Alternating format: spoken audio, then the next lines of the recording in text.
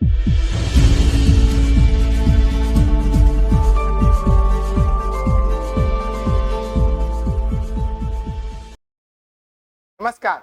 मैं मयंक मिश्रा स्वागत करता हूं आपके अपने YouTube चैनल पे।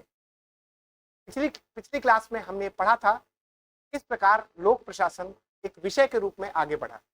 इसमें हमने देखा था कि जो उसका द्वितीय चरण था उसमें बहुत सारे सिद्धांत आए और उसके आने वाले चरणों में उन सिद्धांतों की आलोचनाएं हुई। इसके बाद हमने देखा कि जो अंतिम चरण है उसमें नवीन लोक प्रशासन की बात कही। नवीन लोक प्रशासन क्यों आया? तो इसलिए आया कि ये जो सिद्धांत और उसकी आलोचनाएं हो रही हैं, लोक प्रशासन कला है या विज्ञान, इस पे बातें हो रही हैं, इससे हटकर लोक प्रशासन को सोचना चाहिए। उसके प्रमुख कारण निकल के आए। तो सबसे पहले समझते हैं कि नवीन लोक प्रशासन आखिर है क्या। तो हम देखें अगर यहाँ पर 3 मार्क्स में डिफिनीशन में कि नवीन लोक प्रशासन क्या है, तो जो परंपरागत लोक प्रशासन क्या था? पद सोपान पे जोर देता।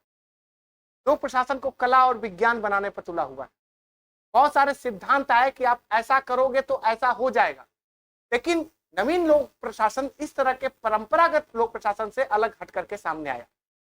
तो परंपरागत लोक प्रशासन से हटकर नवीन लोक प्रशासन लोक नीति की बात होने लगी। यानी लोक प्रशासन का काम जनता के लिए, समाज में समता स्थापित करना है, जो वंचित लोग हैं उनके विकास के लिए काम करना है। तो लोक नीति आया, विकेंद्रीकरण आया, यानी कि शासन की शक्ति जो है वो केंद्रीकृत ना हो, किसी एक हाथ में ना हो, शासन की शक्ति दूसरों के हाथों में जाए। इसको हम कहते हैं विकेंद्रीकरण। ग्राहकोन्मुख जनता एक तरह से लोक प्रशासन में ग्राहक की भूमिका निभाती है, और ग्राहकोन्मुख का होने का मतलब जनता के लिए सोचना। आदि पर आधारित है जिसका लक्ष्य प्रासंगिकता। देखो 4 लक्ष्य दिए गए: प्रासंगिकता, समता, परिवर्तन और मूल्य। प्रासंगिकता का मतलब कि क्या सामाजिक रूप से जो सिद्धांत हम लोग प्रशासन लागू कर रहे हैं वो सही है या उसमें परिवर्तन की आवश्यकता है। क्या आर्थिक रूप से हम इसमें बदलाव ला सकते हैं। प्रासंगिकता क्या है? प्रासंगिकता बहुत आवश्यक है कि उस समय के समाज के लिए क्या आवश्यक है यह जानना ही प्रासंगिकता है। समता का मतलब होता है समानता, यानी कि हम सबको समान रूप से देखें।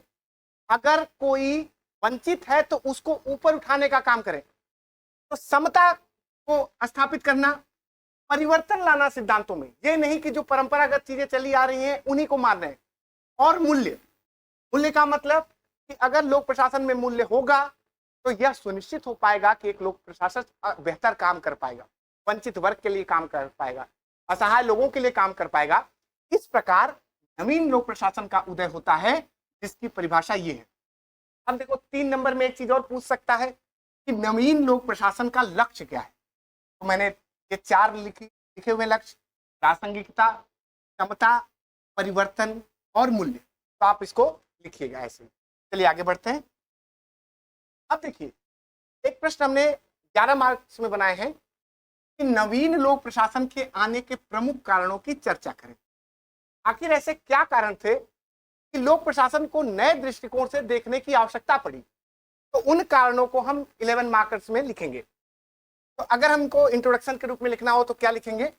लोक प्रशासन के पुराने और पारंपरिक सिद्धांतों के समर्थन और आलोचनाओं के पश्चात नई सोच की आवश्यकता थी। मैंने बताया कि द्वितीय चरण में बहुत सारे सिद्धांत आए और आने वाले विचारकों ने उन सिद्धांतों का खंडन किया।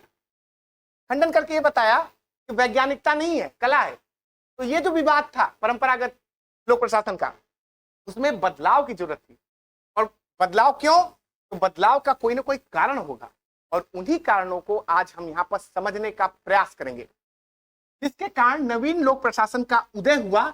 इसके उदय होने के प्रमुख निम्नलिखित कारण हैं। प्रमुख कारण निम्नलिखित हैं।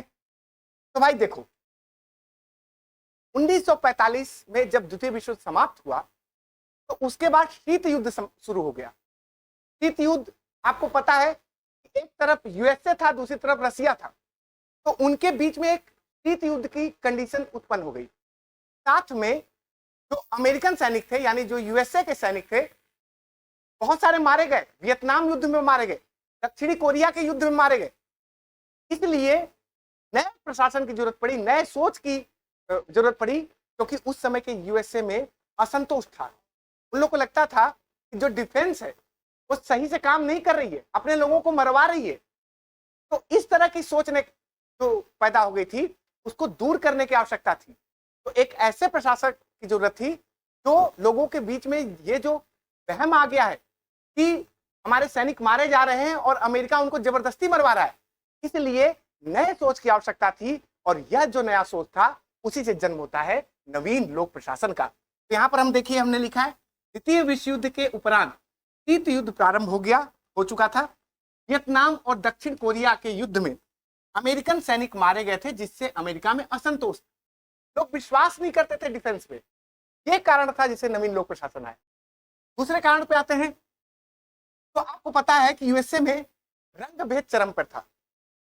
हालांकि 1865 में रंग भेद को हटा दिया गया था, लेकिन अब 1865 से लेकर 1965 तक यह रंगभेद विद्यमान था। और उस समय एक पर्सन पैदा हुए जो ब्लैक थे, जिनका नाम था मार्टिन लूथर किंग जूनियर। उनका कथन है, हम होंगे कामयाब एक दिन। और उस समय के अमेरिका में एक मूवमेंट चला जिसमें काले और गोरे के बीच विवाद था।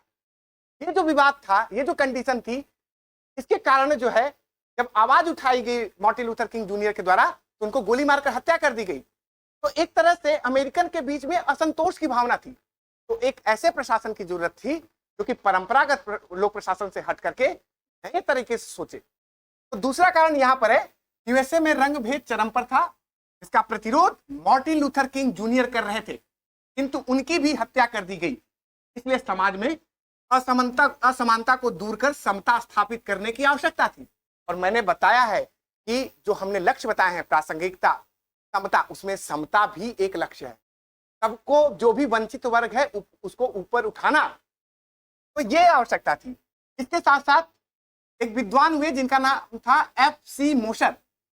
इन्होंने उत्तरदायित्व को मजबूत करने, प्रशासनिक पुनर्गठन की मांग की। उन्होंने कहा उत्तरदायित्व को मजबूत करने की आवश्यकता है ताकि अमेरिका को फिर से सामाजिक रूप से सुदृढ़ किया जा सके। साथ में प्रशासनिक पुनर्गठन की आवश्यकता है। जो पुराने चले आ रहे विचार हैं उनको छोड़कर नए विचारों को जन्म देने की आवश्यकता है ताकि प्रशासन मजबूत हो सके। अगला देखिए, किसी लोक प्रशासन के सिद्धांतों को लागू करने से पूर्व उसकी प्रासंगिकता को समझने की आवश्यकता थी। ये नहीं कि कहीं से कोई सिद्धांत उठाया और लागू कर दिया, ऐसा नहीं होता है।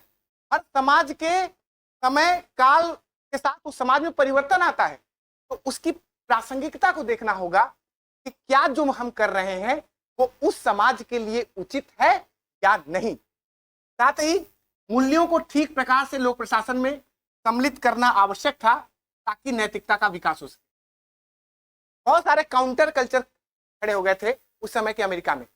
एक कल्चर होता है जो परंपरागत होता है, एक कल्चर जो अलग ही तरह से चलता है, उसको कहते हैं काउंटर कल्चर। तो ऐसे असंतोष के कारण ही नवीन लोक प्रशासन का जन्म हुआ। आगे देखिए, तो ये जो है ये कारण है जिसके कारण नवीन लोक प्रशासन आता है। चलिए अगला हम देखें, तो नवीन लोक प्रशासन कैसे समाज में विकसित हुआ। आपको यह समझना है कि कोई भी थ्योरी, कॉन्सेप्ट अचानक नहीं आ जाता है, उसके आने के पहले का एक इतिहास आता है। तो अगर हम देखें एक रिपोर्ट जिसका नाम है हनी प्रतिवेदन, इसको दिया था जॉन सी हनी ने 1967 में यह रिपोर्ट आई थी। और इसने अपने प्रतिवेदन में एक विषय के रूप में लोक प्रशासन को विश्वविद्यालयों में स्थापित करने की बात कही। और कहीं न कहीं इसका प्रभाव आने वाले समय में नवीन लोक प्रशासन पर भी पड़ेगा। तो उच्च शिक्षा पर अपना प्रतिवेदन दिया जो कि सार्वजनिक सेवाओं से संबंधित था, और अपने अध्ययन में पाया कि लोक प्रशासन एक विषय के रूप में विकसित होने के लिए विश्वविद्यालयों के पास पर्याप्त धन नहीं है, पर्याप्त शिक्षा नहीं है। और अगर पर्याप्त शिक्षा नहीं मिलेगी तो अच्छे लोक प्रशासक नहीं निकल के आएंगे। इसलिए उनको पर्याप्त शिक्षा देनी चाहिए, उनको छात्रवृत्ति देनी चाहिए ताकि वो नए नए शोध को आगे बढ़ाएं।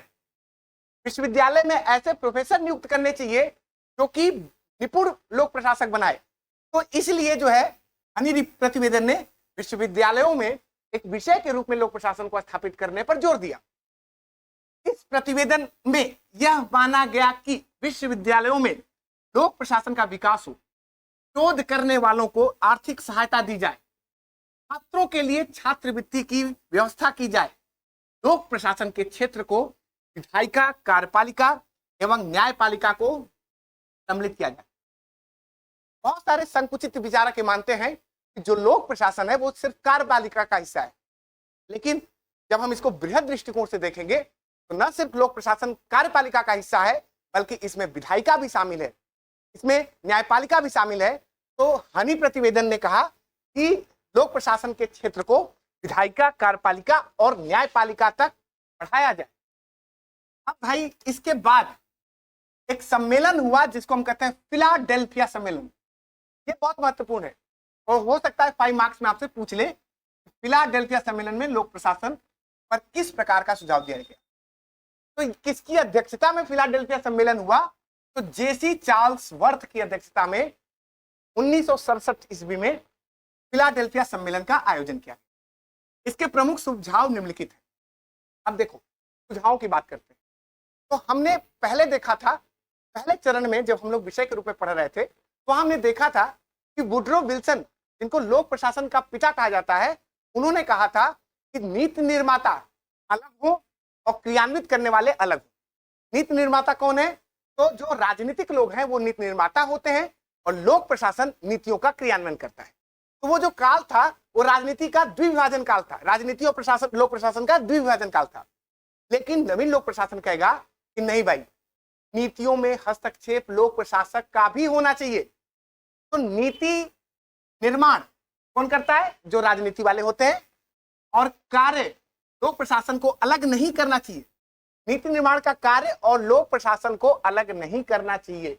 यानी यहां पर जो लोक प्रशासन और राजनीति का जो द्विविभाजन था उसको नहीं मानने से इनकार कर दिया कि भाई ऐसा नहीं होना चाहिए, दोनों को एक साथ सामंजस्य रूप से काम करना चाहिए। नीति निर्माण करने वाले यानी राजनीति वाले और साथ में लोक प्रशासक एक साथ काम करें। दूसरी बात कि लोक प्रशासन को राजनीति विज्ञान से पृथक मानना चाहिए। लोक प्रशासन का अध्ययन एक राजनीति विज्ञान के रूप में सिमटता जा रहा था, जबकि नवीन लोक प्रशासन कहता था कि नहीं, इसमें प्रबंधन भी शामिल है, इसमें समाजशास्त्र भी शामिल है, इसमें राजनीति शास्त्र भी शामिल है।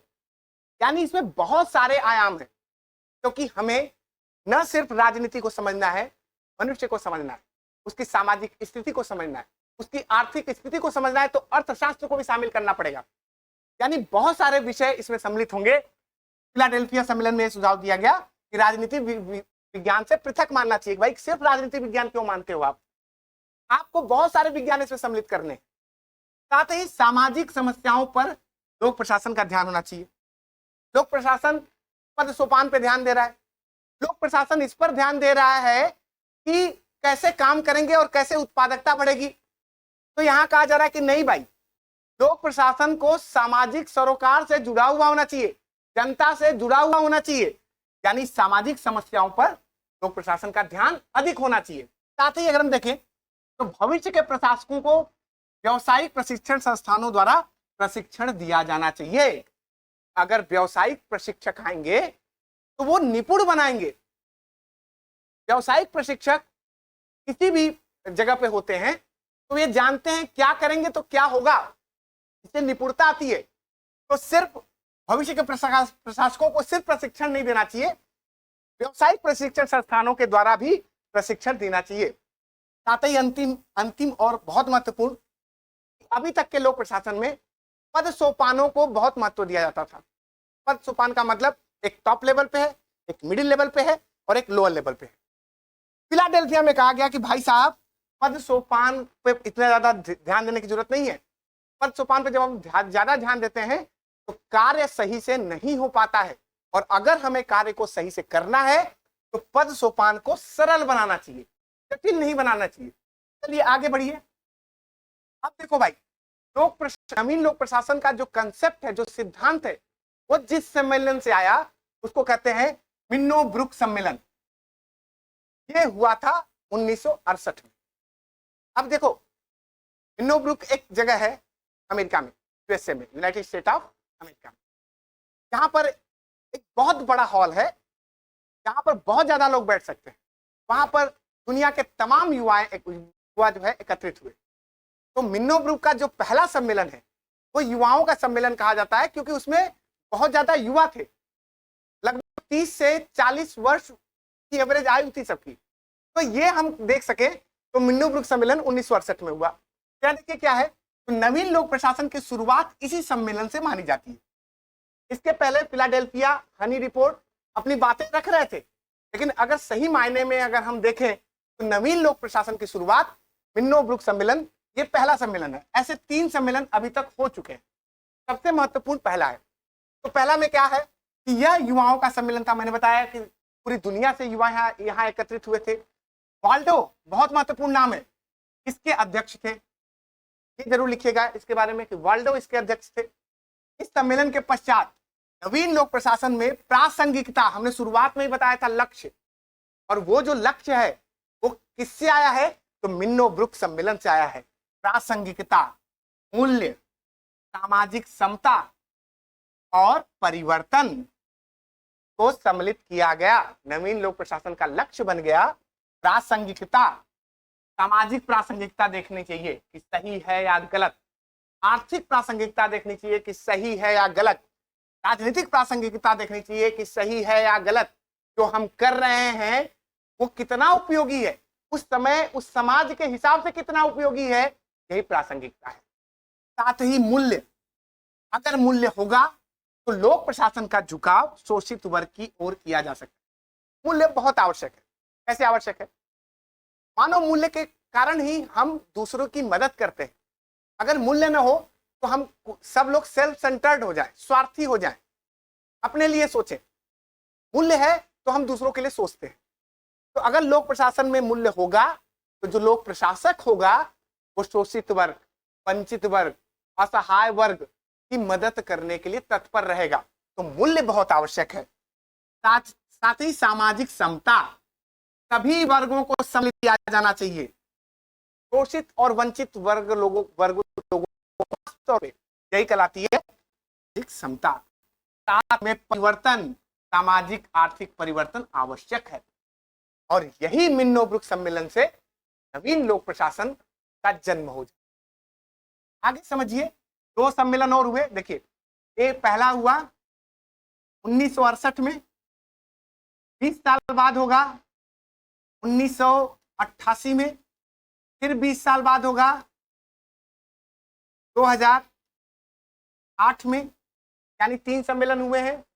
चौथा होना बाकी है। चौथा होगा 2028 में, 2028 में चौथा होगा 2028। इस तरीके से कुल अभी तक 3 सम्मेलन हुए, 2028 में चौथा होगा। दूसरे तीसरे को बस जानते रहिए कि क्या है, ज्यादा महत्वपूर्ण पहला है। मिन्नोब्रुक सम्मेलन 1988, 20 साल बाद हुआ। इसका आयोजन 1988 में हुआ जब आर्थिक सुधार हो रहे थे। आपको पता है कि जो 1988 का समय है, जैसे भारत में भी आर्थिक सुधार हुआ, LPG, liberalisation, privatisation and globalisation, और भारत में 1991 में भी भारत में भी आता है। लेकिन 80 के दशक में ये विश्व के बहुत सारे देशों में पहुंच रहा था। तो कि उदारीकरण की नीति अपनाओ, भौगोलिकरण की नीति अपनाओ, निजीकरण की नीति अपनाओ। तो ये जो आर्थिक बदलाव हो रहे थे, इनको भी ध्यान में रखा गया इस सम्मेलन में। इसने सरकार की भूमिका को सीमित करने की बात कही। सरकार की भूमिका सीमित होनी।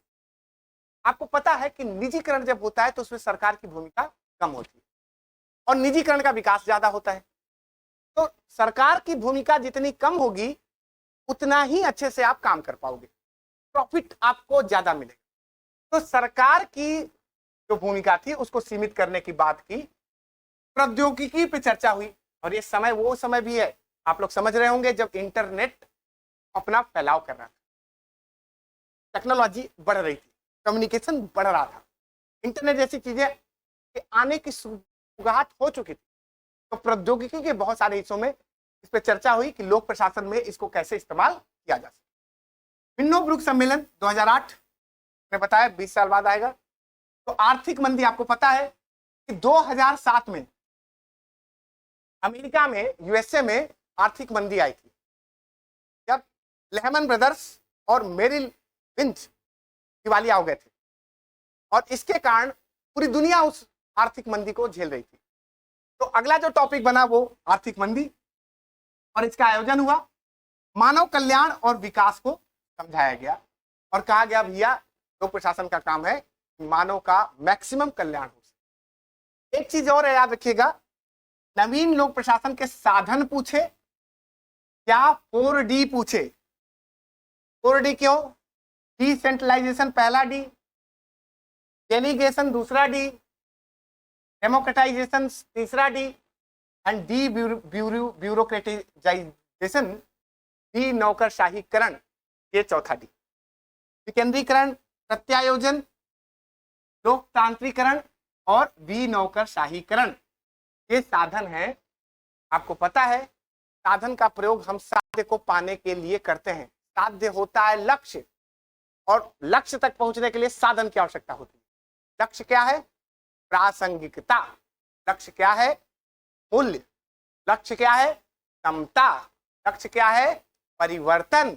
और इन लक्ष्यों को पाना है तो हमको डिसेंट्रलाइजेशन करना पड़ेगा, विकेंद्रीकरण करना पड़ेगा, यानी सत्ता एक किसी के हाथ में न हो, सत्ता एक से दूसरे में ट्रांसफर हो, हस्तांतरित हो, ये होता है विकेंद्रीकरण। साथ ही प्रत्यायोजन, शक्ति, डेलीगेशन मतलब उनको दिया जाए, डेलीगेशन मतलब उनको शक्ति दी जाए, काम करने की शक्ति दी जाए, इसको कहते हैं डेलीगेशन। Delegation of authority. अब मान लीजिए मैंने अपने से नीचे किसी को रखा और कहा कि आप ये काम करिए, तो उनको उत्तरदायित्व भी दूंगा और उनको ये शक्ति भी दूंगा ताकि वो काम को करवा सके, तो उसका प्रत्यायोजन होना चाहिए। डेमोक्रेटाइजेशन मतलब लोकतांत्रिक होना चाहिए। लोक प्रशासन भी जनता के लिए है, और जब वो जनता के लिए काम करेगा तो उसको लोकतांत्रिक कहा जाएगा। इसके साथ ब्यूरोक्रेटाइजेशन मतलब नौकरशाहीकरण।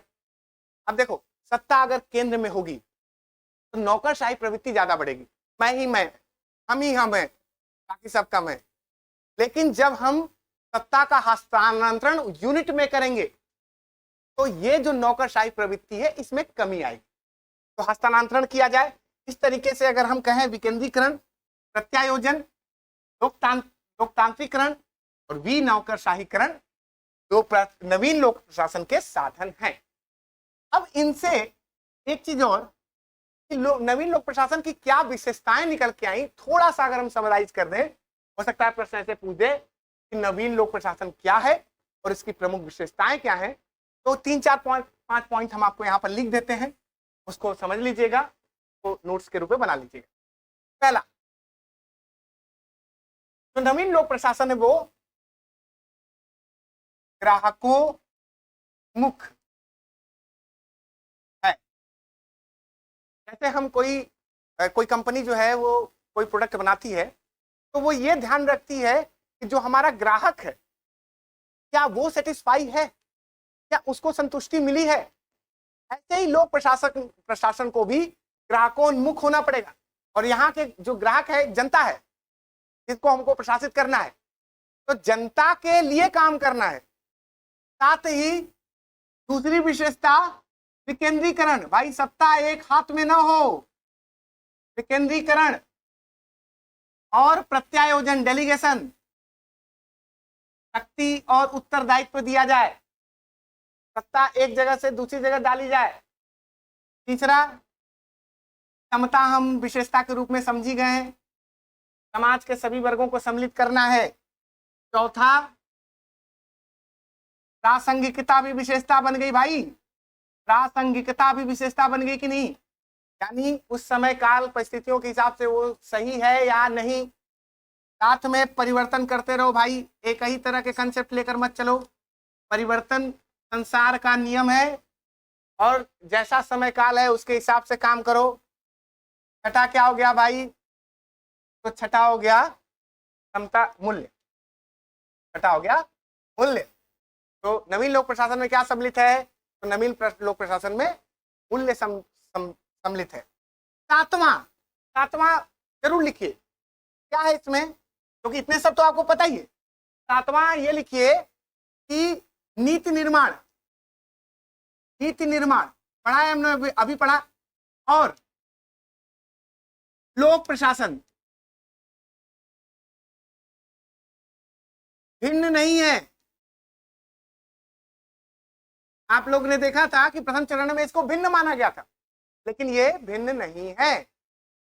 तो इन सब विशेषताओं के साथ आप अपने प्रश्न का उत्तर लिख सकते हैं। अगर हम देखें